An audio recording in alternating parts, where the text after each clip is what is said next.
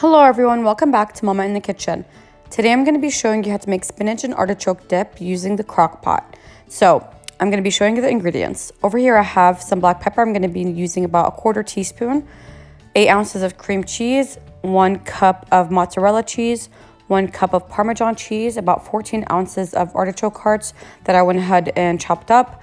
And then you're also going to need 10 ounces of chopped spinach. I went ahead and drained it. This is frozen spinach. You want to make sure you drain it very well.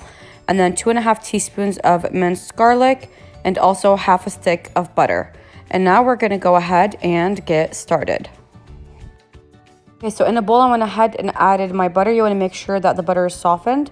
And then I'm going to be adding the rest of the ingredients except for the cream cheese. And I'm going to mix all the ingredients together, but I'm going to leave the cream cheese aside.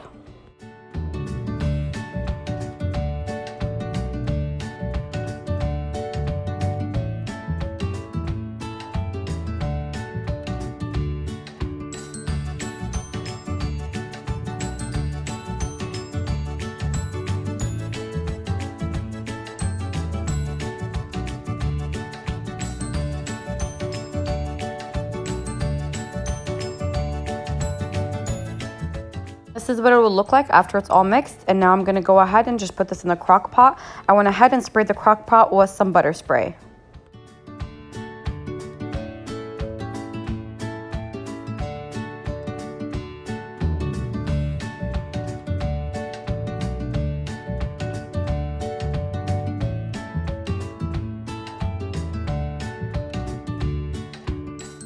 Now we're going to be adding the cream cheese. So I went ahead and cubed it up like this, and I'm going to be adding the pieces evenly on top of the spinach and artichoke mixture.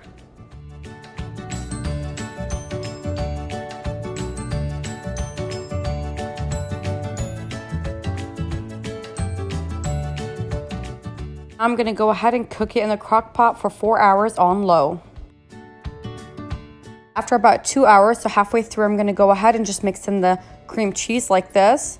Look how cheesy this is. If you like your artichoke dip to be more creamy, you can also add 2 tablespoons of mayonnaise and 2 tablespoons of sour cream and just mix it in with the mixture and let it cook for another 2 hours. As you saw, I also added 1/4 teaspoon of salt before covering it up, and I mixed that in. And I let it cook for another 2 hours, and this is what it looks like after being cooked. And I'm going to go ahead and now put it in my serving dish.